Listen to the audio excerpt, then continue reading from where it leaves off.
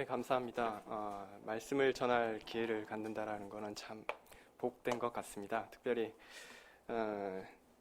저 가르쳐 주신 우리 김병훈 목사님 밑에서 제가 열심히 공부를 했었는데 또 그분이 목회하시는 교회에서 귀한 말씀 전할 수 있게 되어서 참 감사하게 생각합니다. 제가 공부하는 내용은 16세기 종교개혁자 멜라니톤의 시편 주석에 대한 내용입니다.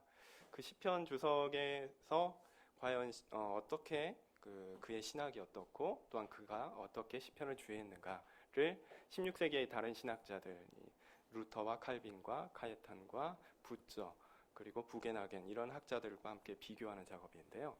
그것의 의미는 종교개혁자들이 과연 하나님의 말씀을 어떻게 보았는가라는 것을 연구하고자 하는 것입니다. 종교개혁자들이 사실은 저희가 10월 31일 이미 지나갔죠.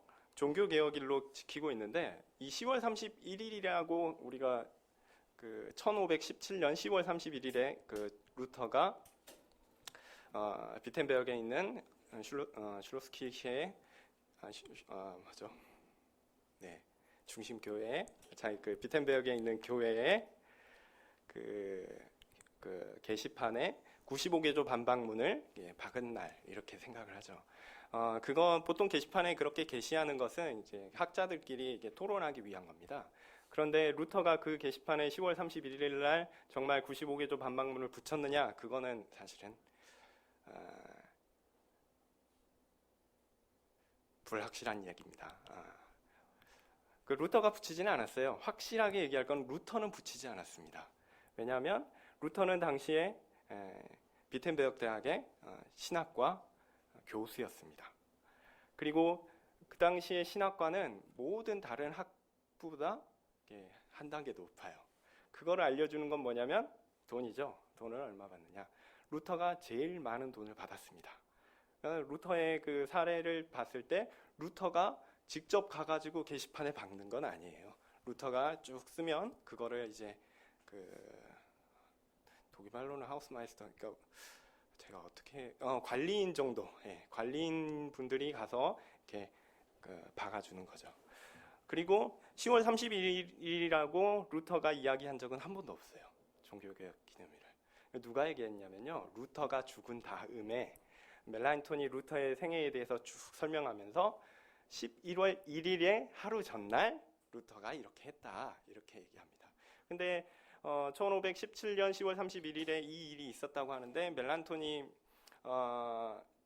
비텐베르크에 간 거는 1518년이거든요. 그러니까 멜라니톤이 직접 보지도 않았어요. 보지도 않고 아마 그때쯤 이런 일을 했을 거야. 아마 그런 식으로 했는데 왜 이 사람이 그렇게 날짜를 그렇게 박았는지는 저도 잘 모르겠습니다.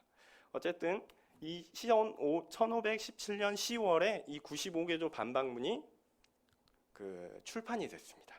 그리고 그 출판된 것이 아무도 예상하지 못했는데 엄청나게 많이 펴졌고 영향을 끼치게 되었습니다.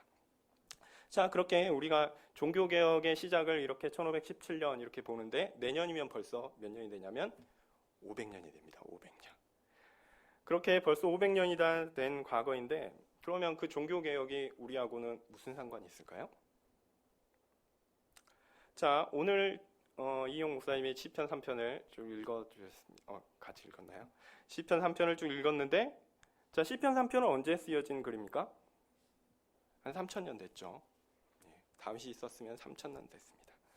자, 그러면 3000년 전에 기록된 성경 그리고 500년 전에 있었던 종교개혁 그리고 21세기를 살아가는 우리가 어떤 관계가 있을까요?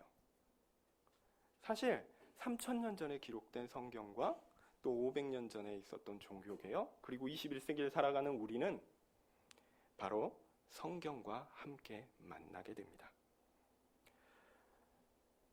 종교개혁자들은 성경에서 자신들을 향한 하나님의 뜻을 발견하였고 또한 우리도 동일하게 우리를 향한 하나님의 뜻을 발견하게 됩니다. 그때 우리는 종교개혁자들이 믿었던 그 하나님과 같은 하나님을 우리가 믿고 있다. 그리고 그것을 통해서 그들과 함께 참된 신앙의 교제를 나누게 되는 것이죠. 이것이 성도의 교제입니다. 그러니까 우리가 한 교회 안에 포함됐다라는 것은 성경이 무엇인가, 성경에서 가르치는 바가 우리와 무슨 관계가 있는가를 함께 공유하고 나눈다라는 거죠. 그런 의미에서 저는 종교개혁자들의 성경 해석의 원리 하나를 여러분께 소개하려고 합니다. 자, 성경 해석이라는 것은 이제 성경과 읽는 사람의 그 사이의 간격을 이해하고 그 간격을 바르게 좁히려는 시도입니다. 어떻게 성경을 해석하는가의 문제는 교회가 서고 넘어지는 중요한 문제입니다. 이는 역사 가운데서도 잘 드러나는데 그 대표적인 사건이 종교개혁입니다. 자, 종교개혁은 그러므로 성경을 바로 해석하려는 시도 가운데 나온 것입니다. 저는 오늘 시편 3편을 통해서 종교개혁의 중요한 성경 해석 원리를 설명드리겠는데요. 이론적인 내용이 조금 등장합니다. 근데 이론이라는 것이 그냥 우리가 너무나 당연하게 일반적으로 보아왔던 거를 그냥 이것은 이거고 이것은 이거고 이렇게 나눠 놓은 거니까 그렇게 어려운 게 아니라라는 것을 이해하시고 말씀을 들어주셨으면 좋겠습니다. 성경을 이해하는 데 있어서 먼저는 뭘 해야 되냐면 본문을 잘 이해해야 합니다. 본문에 대한 바른 이해가 없이는 성경의 바른 적용도 불가능하기 때문입니다.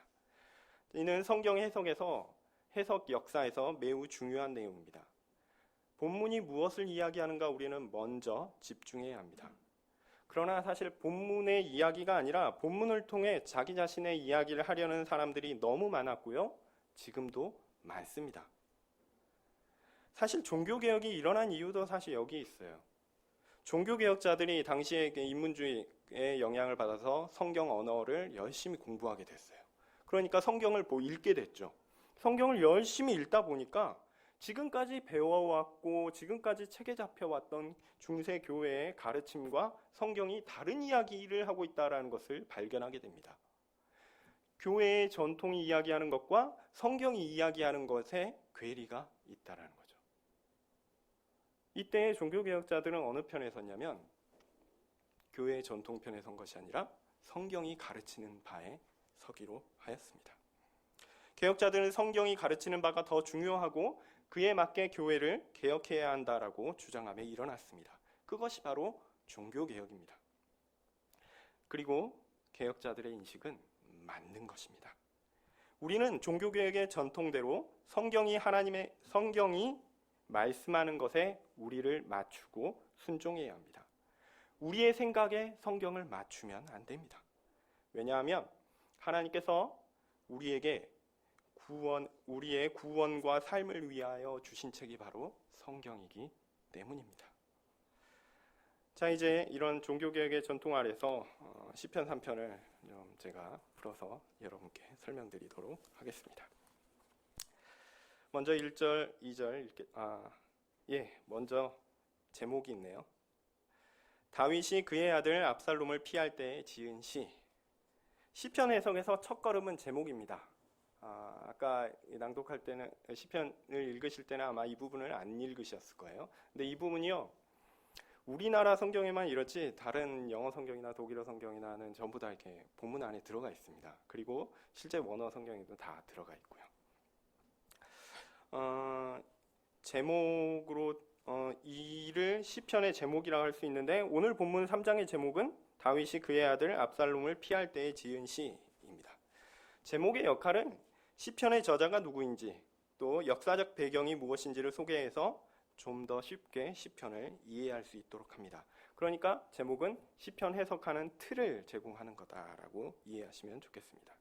그러니까 시편 3편을 이해하기 위해서는 다윗이 압살롬의 반역 때에 예루살렘을 도망쳐 나오는 사무엘하 15장의 사건들을 여러분은 기억하셔야 합니다. 아들 압살롬의 반역 때문에 다윗은 예루살렘을 떠나 피난 가운데 있습니다. 시편 3편은 그러므로 다윗이 이런 곤란한 상황 가운데 하나님께 드린 기도다라고 우리는 알 수 있습니다. 1절에서 2절 읽겠습니다. 여호와여, 나의 대적이 어찌 그리 많은지요. 일어나 나를 치는 자가 많으니이다. 많은 사람이 나를 대적하여 말하기를 그는 하나님께 구원을 받지 못한다 하나이다. 셀라. 자, 이제 구체적인 본문을 들여다봅니다. 다윗은 대적이 너무 많다고 한탄을 하고 있습니다. 그 대적들이 뭐라고 하냐면 다윗이 하나님께 구원을 받지 못한다라고 합니다. 다윗이 예루살렘에서 도망쳐 나와서 요단강을 건널 때를 생각하시면 좋겠습니다. 그가 하나님의 왕으로 임명받고 그가 자신이 정복한 도시, 그 수도로 삼은 예루살렘을 뒤로 하고 나왔던 그 마음, 다른 사람이 아니라 자신의 아들의 반역으로 언제 죽임을 당할지 모르는 그 상황, 그 피난길, 그런 상황에서 다윗에게 더 이상 하나님의 구원이 없다는 대적들의 판단은 옳은 것처럼 보입니다.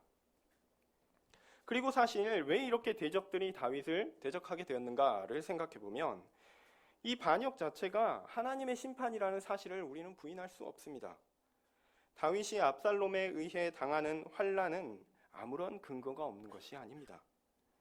이는 다윗이 밧세바를 범하고 그의 남편 우리아를 죽인 것에 대한 나단의 심판 예언의 성취에 해당하는 것이기 때문입니다. 이는 사무엘하 12장에 기록된 것입니다. 그가 하나님 앞에서 지은 죄의 결과를 지금 당하고 있습니다. 그렇기 때문에 다윗은 대적들이 등장하고 그로 인해 자신이 큰 환난 가운데 있을 때에 하나님을 원망하지 않습니다. 다만 자신의 상황의 그 답답함을 하나님 앞에 쏟아놓을 뿐입니다. 3절 4절입니다. 여호와여, 주는 나의 방패시요 나의 영광이시요 나의 머리를 드시는 자이니다. 내가 나의 목소리로 여호와께 부르짖으니 그의 성산에서 응답하시도다. 셀라. 그러나 다윗은 눈앞에 보이는 절망적인 상황에 머물러 좌절하지 않습니다. 왜냐하면 자신의 죄로 말미암은 고난의 때라도 자신의 고난이 바로 자신의 죄로 말미암은 것일지라도 그 모든 것을 주관하시는 분이 있다라는 것을 알고 있기 때문입니다. 그리고 그분이 자신을 그저 죽도록 내버려 두지 않을 것이라 다윗은 확신합니다. 그는 바로 여호와 하나님이십니다. 그는 다윗을 방어하는 방패요, 자랑이요, 다윗의 머리를 드시는 자, 곧 다윗을 일으켜 회복시키실 분입니다. 그가 하나님께 부르짖을 때에 하나님은 그가 계신 거룩한 곳에서 응답하십니다. 하나님은 곤란 가운데 부르짖는 다윗의 기도를 못 들은 채 하시는 분이 아닙니다. 대적들의 눈에는 다윗이 하나님께 버림을 받아 죽어버린 것 같지만 그 모든 상황이 하나님께서 다윗에게 허락하신 심판의 결과다라고 볼 수 있을지 모르지만 하나님께서 다윗에게 만약 그 상황을 진짜 허락하셨다라고 한다면, 그리고 환난의 목적이 다윗을 영원토록 처벌하고 죽이고자 하는 목적이 아니라고 한다면 하나님께서 다시 다윗을 세워 그의 죄를 용서하시고 그를 회복하실 것이라 기대할 수 있게 됩니다. 5절 6절입니다. 내가 누워 자고 깨었으니 여호와께서 나를 붙드심이로다. 천만인이 나를 에워싸 진친다 하여도 나는 두려워하지 아니하리이다. 이제 다윗은 위로를 얻습니다. 그가 영원히 멸망당하지 않을 것입니다. 비록 자신의 죄가 크다 할지라도, 자신의 죄가 크고 엄청나 자신에게 오는 이 환난이 너무나 당연한 것이라고 할지라도 그가 죽지 않을 것을 그는 확신하고 있습니다. 왜냐하면 여호와께서 그를 붙드시기 때문입니다. 그러니 수많은 대적들이 와서 그를 위협한다 할지라도 다윗은 두려워하지 않습니다. 왜냐하면 가장 두려워해야 할 분은 여호와 하나님이시고 그 하나님이 바로 자신을 붙든다라는 것들을 다윗은 믿기 때문입니다. 7절 8절입니다. 여호와여, 일어나소서. 나의 하나님이여, 나를 구원하소서. 주께서 나의 모든 원수의 뺨을 치시며 악인의 일을 꺾으셨나이다. 구원은 여호와께 있사오니 주의 복을 주의 백성에게 내리소서.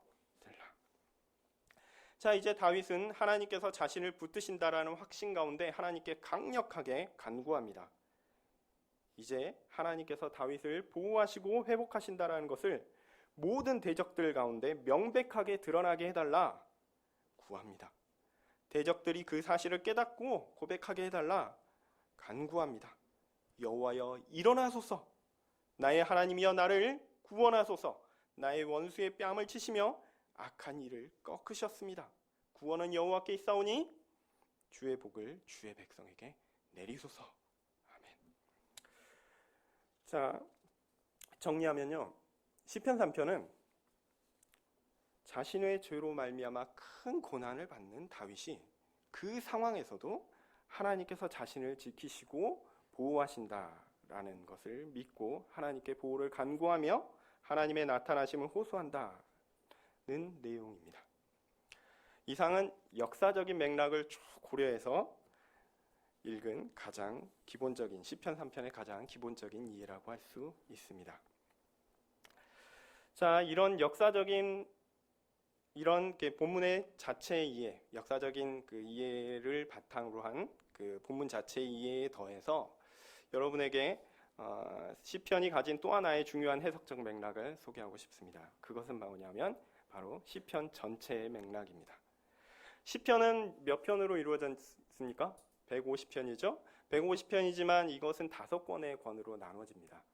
그리고 그렇게 150편 그리고 5권으로 나눠진 이 시편은 누군가에 의해 수집이 되었고 또 이 순서 자체도 배열될 때도 누군가에 의해 작성되었습니다. 뭐 그런 것은 당연한 것이죠. 그런데 이 배열에도 이 순서, 시편의 순서에도 분명한 의도와 의미가 있다라는 것을 많은 사람들은 간과하였습니다. 만약 시편의 배열들을 자세히 관찰하면 그리고 전체 시편을 하나의 맥락으로 쭉 이해하려는 시도를 한다면 시편의 역사적인 해석에 더해서 시편의 더 깊은 뜻을 또한 우리는 발견할 수 있게 됩니다. 그런 의미에서 시편 3편은요, 시편 1편과 시편 2편 뒤에 있습니다. 그러니까 시편 3편을 이해하기 위해서는 시편 1편과 2편을 이해하는 것이 좋습니다. 그래서 제가 지금 시편 1편과 2편을 쫙 여러분에게 다시 설명드리겠다라는 것은 아닙니다. 자, 시편 1편은 모든 시편의 서문의 기능을 합니다. 이 부분은 모든 학자들이 다 동의합니다. 시편 1편은 모든 시편의 서문이다. 근데요, 그러면 시편 1편의 내용은 무엇입니까? 복 있는 사람은 누구냐? 라는 거죠. 1편의 1절 보시면 복 있는 사람은 이렇게 시작하죠. 누구는 복이 또다 누구누구는 이런 식이에요. 원래는 복이 또다 누구누구는. 자, 그런데 시편 2편 마지막 절은 어떻습니까? 마지막 절 마지막 문장을 보면요, 여호와께 피하는 사람은 다 복이 있도다. 이것도 어떻게 돼 있냐면요, 복이 또다 여호와께 피하는 사람은 이런 식으로 돼 있어요. 자, 시편 1편 1장 1절에 복이 또다 복이 또다 어떤 사람은 이런 맥락이고, 시편 2편에 어떻게 끝난다고요? 복이 또다 어떤 사람은. 그러니까 이게 여러분 아실 거예요. 인클루지오라고 이제 숨이 제가 한국말 모르겠습니다. 예, 알겠는데 실수할까봐. 하여튼 앞과 뒤가 똑같아서 이게 이 전체 맥락이 뭘 얘기하는가를 알려준다는 거죠. 그러니까 시편 1편과 2편이 하나예요. 하나인 것처럼 보여요. 내용은 뭐죠? 복 있는 사람은 누구냐라는 얘기입니다. 자, 그러면 시편 3편은 그럼 뭐냐? 라는 얘기인데, 이 시편 3편에 특별히 구원과 복이라는 단어가 많이 나옵니다. 그래서 이런 맥락에서 구원과 복이라는 단어가 중요한데요. 그럼 시편 3편의 의미는 뭘까요? 바로 여호와께 피하여 복이 있는 사람이 이 땅에서 살아가는 삶은 무엇이고 또 그가 누리는 복이 무엇인가라는 것을 알려주고 있습니다. 그러니까 시편 3편은 다윗을 통해 복받는 자, 곧 구원받은 자가 이 땅을 살아가면서 자신의 죄로 인하여 경험하는 고난 가운데 하나님의 도움을 부르짖고 또 하나님의 보호하심을 확신하며 하나님께 호소하는 것을 보게 됩니다. 그리고 이는 복 있는 사람이 이 땅 가운데 누리는 삶을 가리킵니다. 다윗의 경험을 좀 일반화시켰죠. 지금까지 간단하게 본문의 역사적인 해석, 제가 쭉 본문을 읽으면서 말씀드린 거, 그리고 시편 순서의 맥락의 의미, 복 있는 사람의 삶에 대한 내용이다라는 것을 말씀드렸습니다. 역사적 해석의 초점은 어디에 있냐면요, 다윗의 개인의 경험에 초점이 있습니다. 그리고 시편 전체의 맥락의 의미는 다윗의 경험을 어느 정도 일반화하는 경향이 있습니다. 그렇지만 어쨌든 이 자체는 다윗에게 머물러 있어요. 자, 이렇게 본문을 이해하는 바탕 위에 성경 해석은요, 사실 한 걸음 더 나아갑니다. 여기서 끝나지 않습니다. 왜냐하면 성경은 단순히 과거의 사건에 대한 객관적 진술로 그저 누군가의 경험으로 머물지 않기 때문입니다. 이는 모든 시대의 교회가 인정하는 것입니다. 다만 시대에 따라 특징이 있었습니다. 중세 시대에는 이 성경을 주로 누구에게 적용시켰냐면요, 그리스도께 적용시켰습니다. 특별히 5절이 근거 구절이 돼요. 내가 누워 자고 깨었으니, 이 구절을 어떻게 보냐면 그리스도의 죽음과 부활로 이해합니다. 자, 그렇게 되면 이 시편 자체가 누구께 되냐면 그리스도에게 속한 시편이 되는 거예요. 그러면 이 시편을 볼 때 그리스도의 입장에서 모든 구원받는 자들의 죄를 지고 그들의 죽음을 감당할 고난과 구원을 향한 중보를 보게 되고요. 또 그 가운데 하나님께서 그를 일으켜 세우시는 영광스러운 장면을 기대하게 됩니다. 이 방식이 그리스도의 승리의 방식이며 또한 구원의 방식이다라는 결론도 나옵니다. 사실 이런 해석은 멋있습니다. 정말 멋있어요. 그러나 시편이 그렇게 그리스도만을 가리킨다고 해석하게 되면 분명 본문은 뭐라고 얘기하냐면 다윗의 시라고 이렇게 제목에서 가르쳐줬거든요. 근데 다윗이 싹 사라져버려요. 누구만 남죠? 그리스도만 남게 됩니다. 이런 해석을 보통은 기독론적 해석 혹은 그리스도 중심 해석 이렇게 부릅니다. 이런 해석의 경향은 역사적인 맥락을 좀 무시하는 데 있어요. 그래서 성경 본문의 의미를 그 본문 자체의 어떤 맥락에서 이해하기보다는 자기가 가지고 있는 어떤 신학적인 견해를 이렇게 투영을 시킵니다.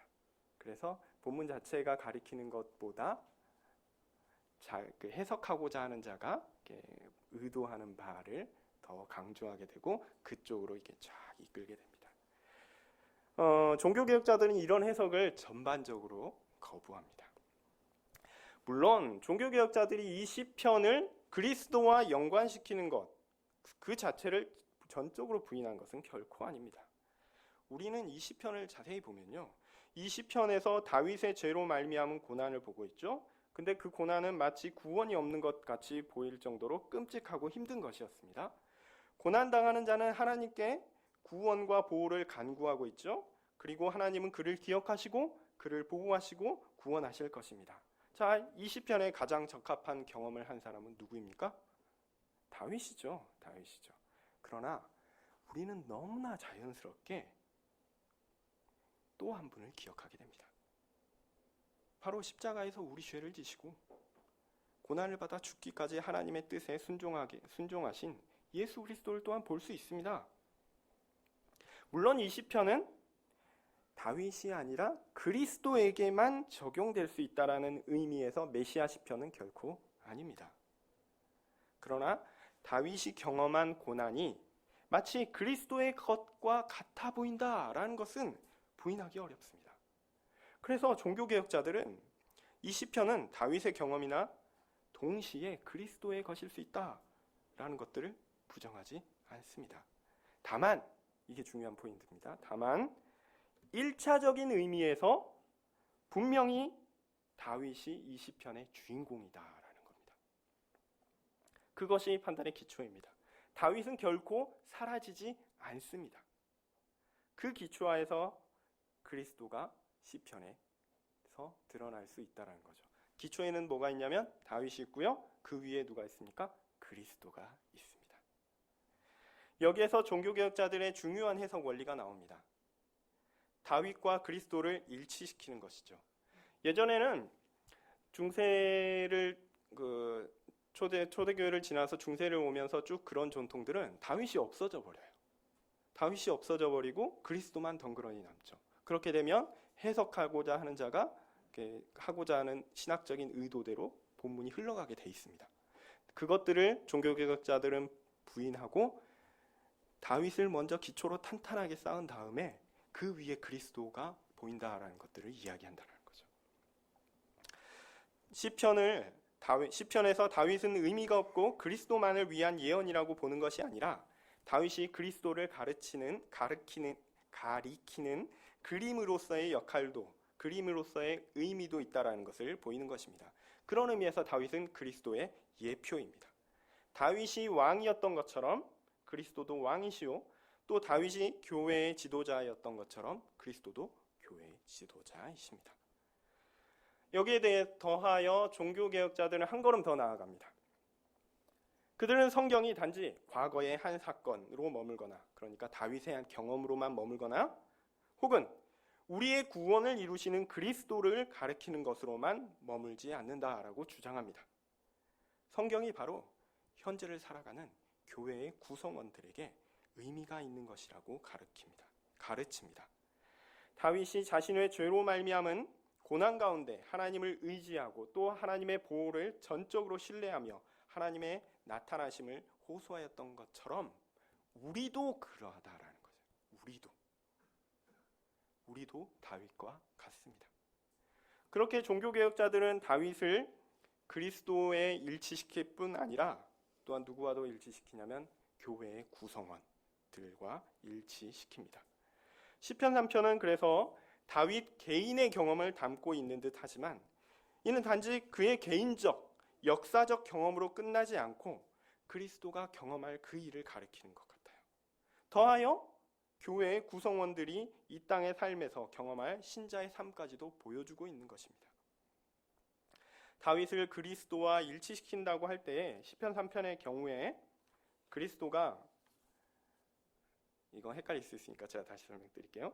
다윗을 그리스도와 일치시킨다고 할 때 시편 3편의 경우는 그리스도가 구원자로서 다윗과 일치하는 것이 아니고요, 교회의 구성원으로서 다윗과 일치하는 겁니다. 이해되셨나요? 그리스도는 우리의 구원을 이루시는 분이시죠. 그러니까 그분이 경험하시는 독특한 사건이 있어요. 그것을 가리키는 것이 아니라 그분이 교회의 구성원으로서, 교회의 머리로서, 교회의 대표로서 이 땅 가운데 살아가는 모든 신자와 똑같은 경험을 하시는 그런 교회의 구성원의 일원으로서 경험하는 그것들을 가리키고, 그런 것들을 가리킨다라는 거죠. 이 시편 3편에서는. 그런 의미에서 그리스도와 다윗의 일치는 어떤 의미에서 교회의 구성원으로서 다윗과 일치한다라고 볼 수 있습니다. 그러니까 이 시편에서 중요한 초점은 실제로는 다윗과 그리스도의 일치가 아니라 다윗과 우리 교회의 구성원의 일치에 있다라고 할 것입니다. 전에 말씀드린 대로 중세의 많은 해석은 역사적인 의미에 초점을 두지 않았습니다. 그저 높으신 하나님의 독생자 그리스도를 높이고 그의 하신 일을 찬양하는 데 초점을 두었습니다. 그럴 때 시편은 그저 우리가 알아야 할 지식, 하나님을 향한 찬양의 의미로 남아 있습니다. 그러나 역사적인 의미를 고려할 때 그리스도가 아닌 다윗, 곧 교회의 한 구성원과 연관시키게 될 때 이를 바로 우리 자신과 연관시킬 수 있는 길을 열게 하는 것입니다. 시편의 다윗은 바로 교회의 구성원인 우리입니다. 다윗의 죄는 우리의 죄고요, 다윗의 고난은 우리의 고난이요, 다윗의 기도는 우리의 기도입니다. 다윗의 영광은 우리의 영광입니다. 그러니 이 시편은 교회의 구성원들에게 적용 가능한 중요한 시편이 됩니다. 결코 옛날 이야기나 혹은 구원자의 놀라운 행적에 대한 것, 그런 그 기록으로 머물지 않습니다. 즉 과거에 머물러 현재의 우리와는 관련 없는 재미없는 옛날 이야기책이 아니라는 것이죠. 종교개혁자들은 이처럼 성경과 바로 자신을 연관시켰습니다. 온갖 고난과 핍박 가운데서도 하나님의 보호를 믿고 하나님의 진리를 붙들며 견디고 교회를 보존하시는 하나님께 기도하였습니다. 그들의 대적에게 하나님의 승리를 보게 해달라 하나님께 호소하였습니다. 그리고 더하여 그들은 이 성경의 내용을 모든 시대의 모든 교회의 성도들에게 연관시키기를 원하였습니다. 왜냐하면 성경이 바로 그런 본성을 가진 하나님의 말씀이기 때문에 그렇습니다. 하나님의 말씀이 이런 적용을 요구한다. 그들은 믿었습니다. 그리고 그들은 옳았습니다. 3000년 전에 다윗에 의해 쓰여진 이 본문이 500년 전에 종교개혁, 그리고 또 21세기를 살아가는 우리와 과연 관계가 있고 의미가 있는 것일까요? 네, 분명한 관계가 있고 의미가 있습니다. 다윗은 그리스도로, 또 교회의 구성원과 일치가 됩니다. 시편 3편이 다윗의 시편일 뿐 아니라 성도인 우리 자신의 시편입니다. 다윗이 고난 가운데 복 있는 자의 삶을 살았던 것과 동일하게 21세기의 우리도 고난 가운데 복 있는 자의 삶을 살아가고 있습니다.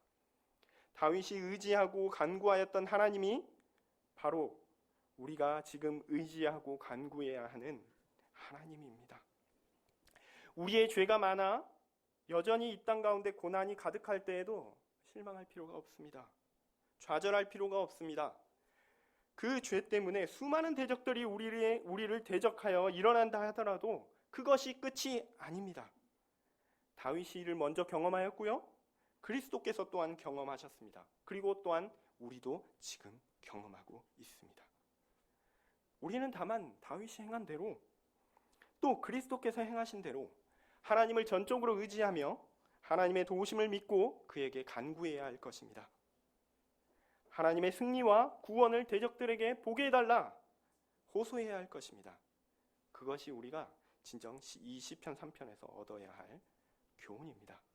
그렇게 시편은 우리 앞에 우리의 것으로 서 있습니다. 종교개혁자들의 해석 원리는 우리로 하여금 여전히 우리와 관계된 살아있는 하나님의 말씀을 보게 합니다. 다윗, 그리스도, 우리. 오늘 저는 여러분께 종교개혁자들의 한 가지 성경 해석 원리를 알려드렸습니다. 다윗은 그리스도요, 그리스도는 또한 교회입니다. 다윗의 경험은 그리스도의 경험이요, 교회의 경험입니다. 다윗의 간구는 그리스도의 간구요, 또한 교회의 간구입니다. 다윗의 구원은 그리스도의 구원이요, 또한 교회의 구원입니다. 제가 이렇게 쭉 얘기하지만 이게 새로운 얘기는 하는 건 아닙니다. 여러분이 매주 들으시는 말씀입니다. 예. 너무나 당연하게 당연한 얘기를 왜 하시나 이렇게 생각하실 수 있을지 모르겠습니다. 그러나 모든 시대의 교회가 이 바른 해석의 원리 가운데 하나님의 말씀을 듣지 못했다는 것을 꼭 기억하십시오. 특별히 예수님 이후에 초대교회 이후에 2000년 교회 역사 가운데 바른 해석의 원리 가운데 하나님의 말씀이 선포된 시기는 그렇게 많지 않습니다. 여러분이 복된 시기에 살고 있다는 것들을 꼭 기억하셨으면 좋겠습니다. 여러분 그 감사한 마음으로 하나님 말씀을 더 보셨으면 좋겠습니다. 그 말씀을 다윗과 그리스도와 교회의 일치를 그 원리 가운데 하나님 말씀을 보시고 자신에게 적용하셨으면 좋겠습니다. 그래서 풍성한 하나님의 은혜들을 많이 누리셨으면 좋겠습니다. 기도하겠습니다.